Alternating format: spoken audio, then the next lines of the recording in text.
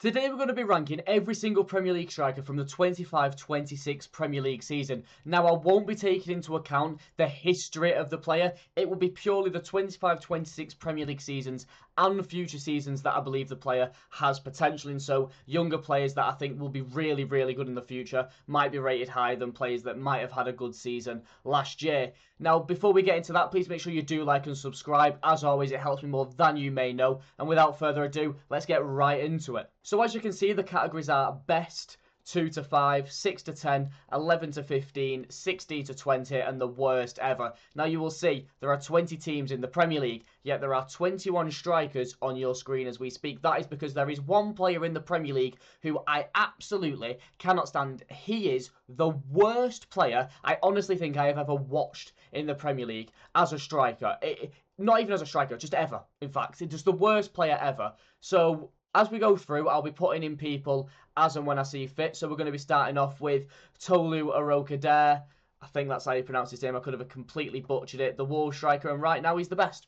We haven't got any better. He's the best striker in the Premier League. It's confirmed. But no, obviously he scored 3 goals the past season. He is pretty poor. I don't rate him very highly at all. And next up is Dominic Calvert-Lewin, who had an absolutely incredible season. I mean, he scored 14 goals. For Leeds, he was absolutely unbelievable, an unbelievable signing, and part of the reason Leeds did stay in the Premier League. And I do really like Dominic Calvert-Lewin. Obviously, he is now better than Tolu, so he takes the top spot as the best striker in the Premier League.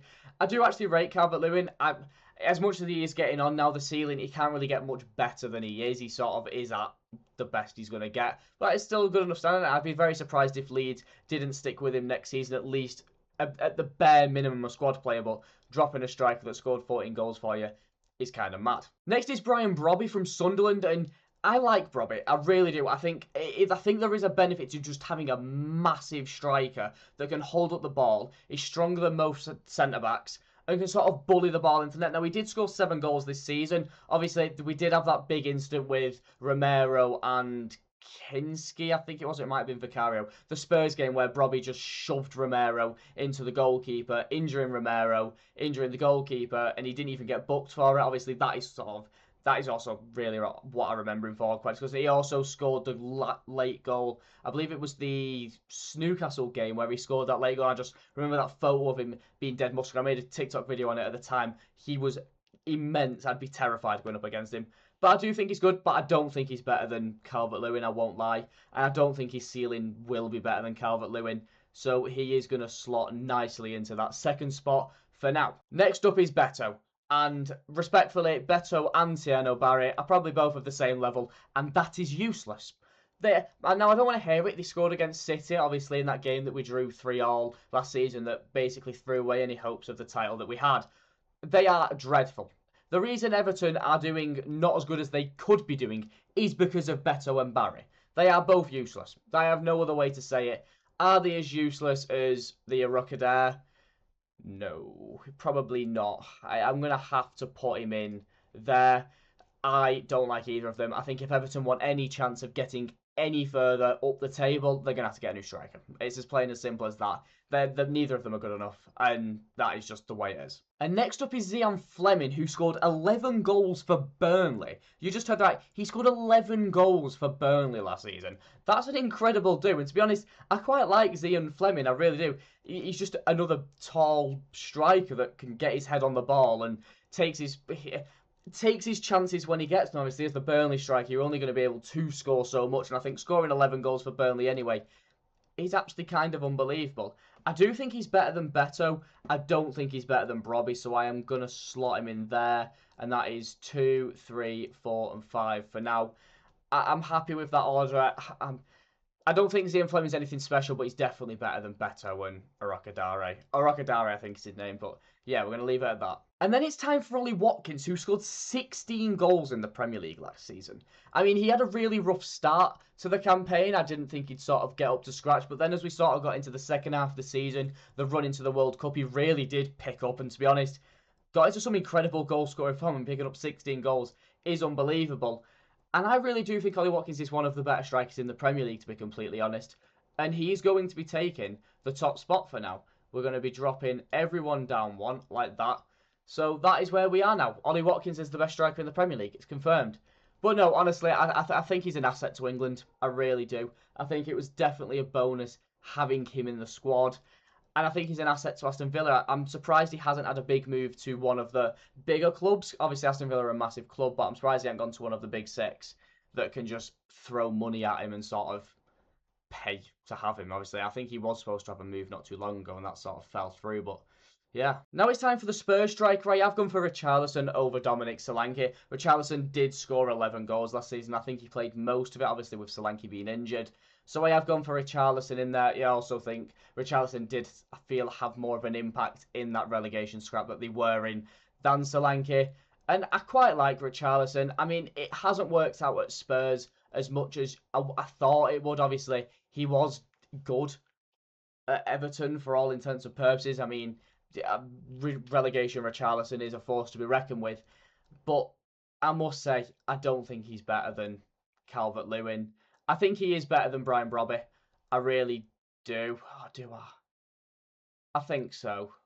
I think so. Richarlison, yeah, I am happy with that. As much as Richarlison didn't get called up for the Brazil squad, I think I am happy with him being better than Brian Brobby. That means Beto needs to come down one as well.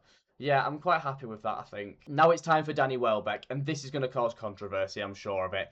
I don't rate Danny Welbeck, really, at all, to be honest. I know loads of people do. Obviously, he did score 13 goals this season, and people hound him. I had him in my overrated 11, I won't lie, I really did. I think for what Danny Welbeck is he is older now. He isn't really going to get respect, and I don't think he had that incredible of a season. Now, did he have a great season? Yeah. Well, people were speaking out like he should have been in the England squad. Danny Welbeck should be nowhere near the England squad, no offence to him. So I don't get where it all came from. For me, he probably is the level of Brian Brobby, someone like that. Now, I know he scored a lot of goals this year, but he's at the age he's at, I do think that is his sort of level. I think he's worse than Richarlison, so I'm going to put him in there. Now, you might not like that, but I don't rate him. And if I don't rate him, it's my tier list, he's going there. And now it's time for the Newcastle striker, and I have put Voltemada in there. And obviously they've got Visser, but he was injured all year. They've sold Gordon, I know he ended sort of the campaign up front. It was a bit of a tricky one, this, I must say, because I don't really know how Eddie Howe's been playing them. But Voltemada is a striker for all intents and purposes, obviously. He did pick up 8 goals this campaign. He started off really well for them, and then it sort of just fell away. But I like Voltemada, I really do. I think for how big he is, he's so technical with his feet.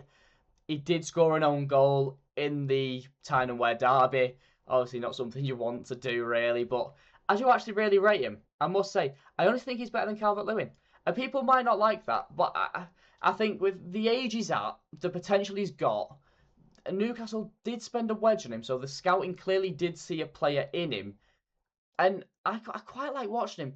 I just think Eddie Howe's not the manager that needs to look after him. I don't think at Newcastle we're going to see the Nick Voltemada that we could see. I think if he went to a different team that play a different system that's less sort of intense pressing and more control, building up, getting the ball to a striker that can run in on the ball without the constant pressing, the other team can pick up the pressing with him, I think he'd work a lot better. And now it's time for João Pedro, who I cannot believe got snubbed from the Brazil squad. I think that is one of the worst things an international manager has ever done in picking the Brentford striker over João Pedro. Spoiler alert, I think João Pedro is better than Igor Thiago. Let's just put that out there now. But I rate João Pedro. I think he's one of the best strikers in the Premier League. I won't lie. He's technically really good. And for his height, he's so strong at being able to hold onto the ball. And as much as Chelsea didn't have a fantastic year, I honestly do think he did. Now, he did score a good few goals, obviously getting 15 this campaign. So you can't complain at all on a Chelsea side that was struggling. And for me, I do think he's better than Ollie Watkins. I really do. So I'm going to move everyone down one. I believe that's where we are now. 6, 7, 8, 9. Oh, no, 10 goes in there. And then, yeah, so that's where we are now. I love João Pedro. I think he was a bargain for Chelsea. I know they spent a lot of money on him. And when I say bargain, I mean every big club has to spend big money on their players. I just think he is one of them good players that you buy, and it does work out. And next up is Jean-Philippe Mateta, the big man himself. And I like Jean-Philippe Mateta. I like his character. I like how bought in the Crystal Palace fans are with him. His celebration, obviously kicking the corner flag, I really like.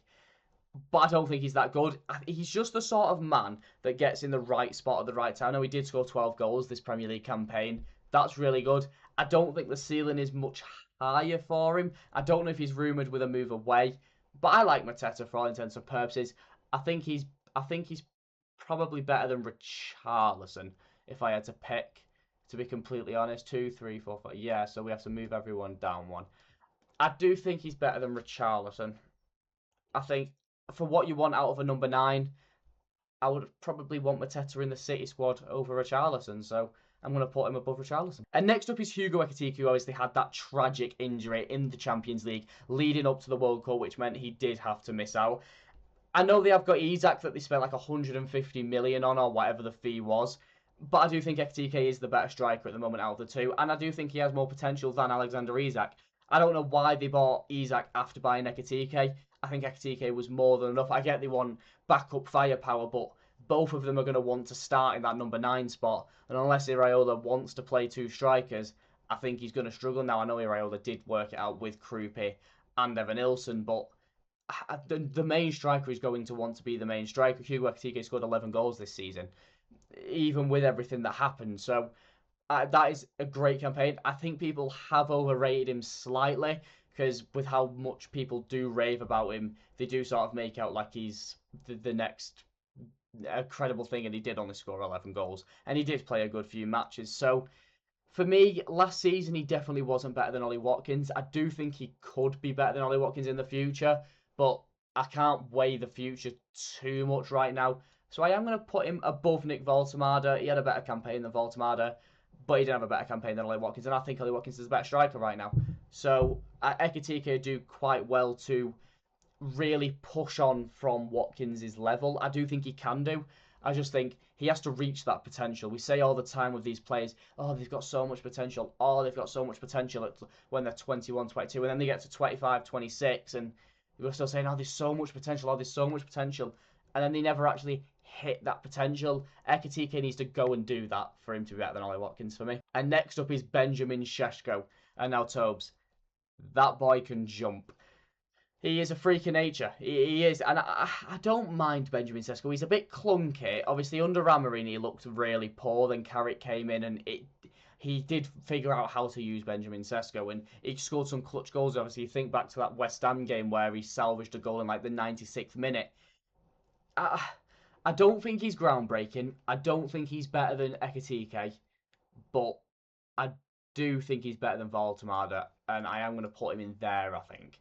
So I need to now shimmy everyone about. So I've got 1, 2, 3, 4, 5. Move you down, move you down. Then we've got 6, 7, 8, 9, 10. Move you down and move you down. Okay, there we go. So that's where we are now. And you know what? I think I'm quite happy with that, in complete honesty. I know some people might not be, but I am. And next up is Victor Gyokeres. How Mikel Arteta won the Premier League with an attack of Victor Gyokeres, Gabriel Martinelli, and Noni Madueke, I have no idea. And I will never know.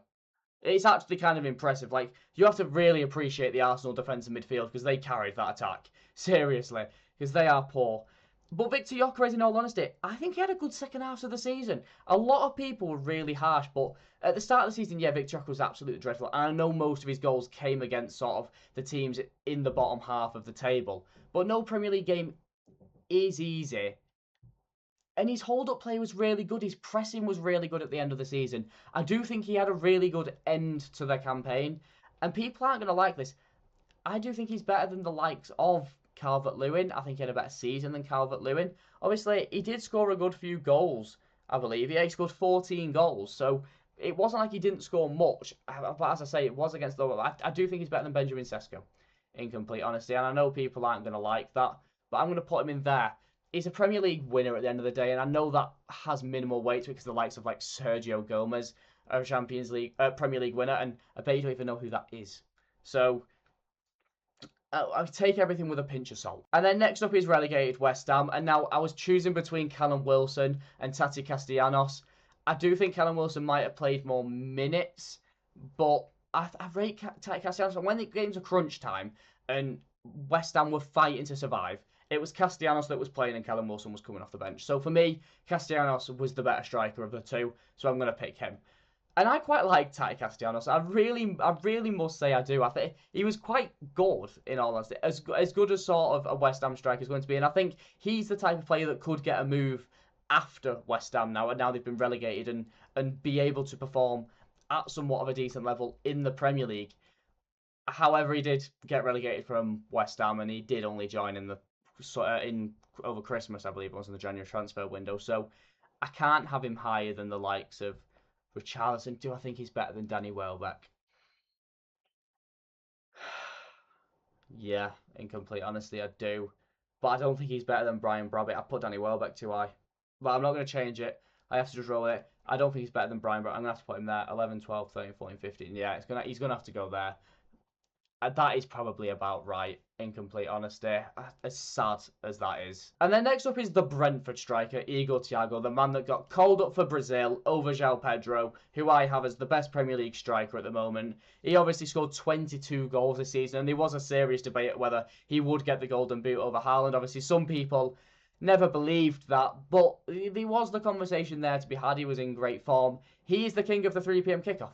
I've never watched Igor Thiago play one good game of football. Every single time I've watched him, he's been dreadful. He's been beyond dreadful, but then he scored 22 goals in the Premier League. So how do you figure that? I mean, even at the World Cup, he's been dreadful so far. So I can't rate him very highly because I don't think he's very good. He's not. I don't think he's better than the likes of Mateta. I think he's better than Richarlison.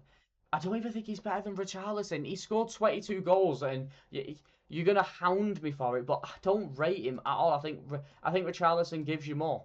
I really do. I'm doing that, and you can cry about it. I think Richarlison's a better striker than Igor Thiago. He scored 22 goals, and I didn't see any of them.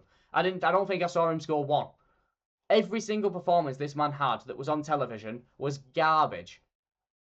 I can't even remember what he did at the Etihad. He is the king of the 3 p.m. kickoff. The 3 p.m. blackout, when no one's watching, he is the best player in the world. As soon as he's on television, as soon as there's a camera watching him, that's it. Crumbles. And then it's Igor Jesus from Forest, obviously. Chris would be the starting striker, I do believe, but he did spend the whole season injured. He did come back at the end a bit more fit, but it was all a bit too little too late. And I don't rate him that highly. I would rather have Brian Brobby in my team than him, to be honest. Would I rather have Tati Castellanos in my team? I honestly think I would. I think I'm thinking of there right now. He hasn't scored that many goals. Let me just check how many goals he's scored. I've got them all in front of me here. He scored 6 goals, one of which was a penalty. So I think there's probably better. I bet he's better than Castellanos. I mean, Castellanos also scored 6 goals. So, no, I'm happy there, you know. I don't think he's that good. I don't really know what he's good at apart from fouling people. I feel like I used to on him committing fouls. So I think I'm happy with that. So 11, 12, 13, 14, 15. So he needs to drop. Yeah, okay. I'm quite happy with that. And next up is the Viking himself, Erling Haaland, the Golden Boot winner of the season with 27 Premier League goals. And bearing in mind, this season has been an average season for Erling Haaland, where he hasn't actually performed at that high level and scoring 27 Premier League goals being normalised is frightening of the level he's at. And I'm not going to beat around the bush. He's the best striker in the world. I'm not gonna sit here and play games with you and pretend with you or anything. I'm not playing any games. It's obvious he is the best striker in the Premier League. He's doing it at Norway now. He's obviously scored 2 goals in his debut in the World Cup. He's a freak of nature, and oh boy, am I glad he's at Manchester City.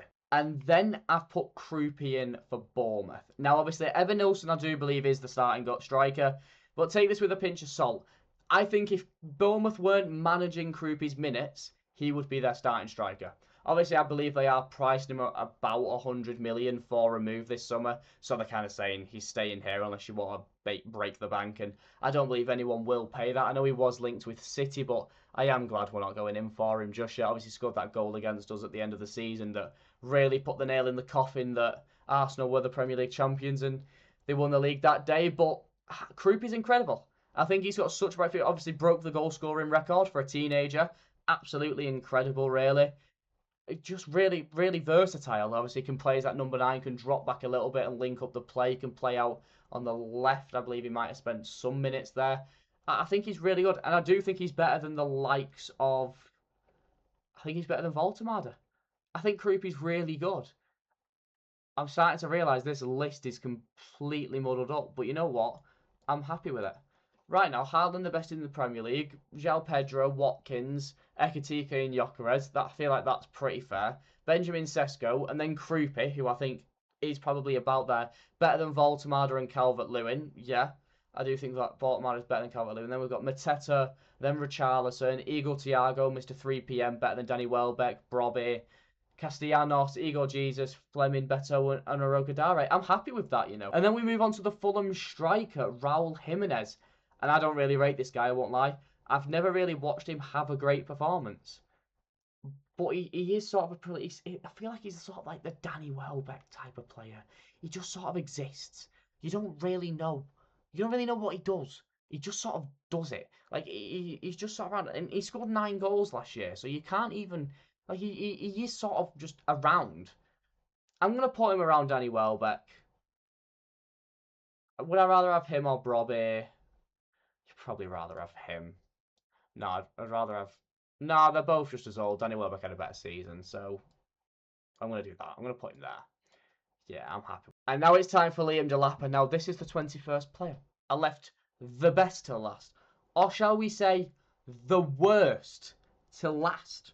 Liam Delap is the worst Premier League striker I have ever seen. I could have made this whole video, probably 20 minutes or wherever I'm at now, about Liam Delap being the worst Premier League striker to ever exist. Why Chelsea spent, I think, 30 million or something stupid on him after Ipswich bought him. Boy, was I glad when he left us. Why we even brought through our academy a striker like Liam Delap blows my mind. He's not good at anything. Passing, dribbling, shooting. The only thing this man's good at is hitting people, getting sent off, and breaking people's jaws. There is nothing good I have to say about Liam Delap, and I don't know if you can tell. The day he leaves the Premier League, the quality of the Premier League goes from here to here. He brings the average down that much that he just makes the Premier League striking mid. I know it has been a drab year of Premier League strikers. Let's not beat around the bush. And he is the epitome of what is wrong with strikers. He is dreadful. I could keep going, but I'm not going to. I'm going to put him there. I'm going to rest in peace. I'm going to relax. Think about Haaland again. I'm going to take it in. And we're going to evaluate my list. So, Erling Haaland is the best striker in the Premier League. I think that is probably unanimously, I think that's the word, agreed. I think that's okay. João Pedro is the second best striker in the Premier League with Ollie Watkins third. I think that will be most people's 1, 2 and 3. Ekitike in fourth. I'd understand if he's maybe above Watkins for his potential, but he just hasn't proved enough for me yet. Obviously only scoring 11 goals, I think it is. So, there. Gyokeres in fifth. Now, a lot of people aren't going to like that, but I don't think Gyokeres is as bad as what people make out. I do think he gets some harsh. Now, do I think Arsenal will move on in the future and get a new striker? Yes, probably. But I'm happy with him where he is. Sesko 6th, Kroupi 7th, Voltemata 8th, Calvert-Lewin 9th, and Mateta 10th. I don't feel like I really need to justify that. I think that's quite a good order, in complete honesty. Then it's sort of as you get lower, sort of people can have their own opinions. Obviously, I got Danny Welbeck in 11th, in 13th, Raul Jimenez 14th, Brobby 15th, Igor Thiago, the man that no one's ever seen have a good game, in 12th, but he scored 22 Premier League goals. He has to be somewhat functional in front of net, as much as I've never seen it. Castellanos in 16th, Igor Jesus 17th, Zian Fleming 18th. To be honest, I think he might be a little bit low. I probably should have put him maybe above Castellanos. I quite like Zian Fleming for what he is, to be honest. Beto in 19th. Probably about right. I don't rate him or Barry. You literally could have put either one in that photo and I would have put them in the exact same place. I think they're both equally as bad as each other. And then Tolo Orogadare, I mean, Wolves were dreadful. The striker at Wolves was dreadful. The whole team was dreadful. They're all dreadful, so warrants last. And then the worst striker ever is Liam Delap. And yeah, I feel like that sums it up pretty well. So that is the end of the video. If you did enjoy the video, please make sure you do like and subscribe. As I say, it helps more than you know. And let me know in the comments who you think was too low, who you would have as your best striker in the Premier League. And do you agree? Is Liam Delap the worst striker to ever play in the Premier League? See you all in the next one. Peace.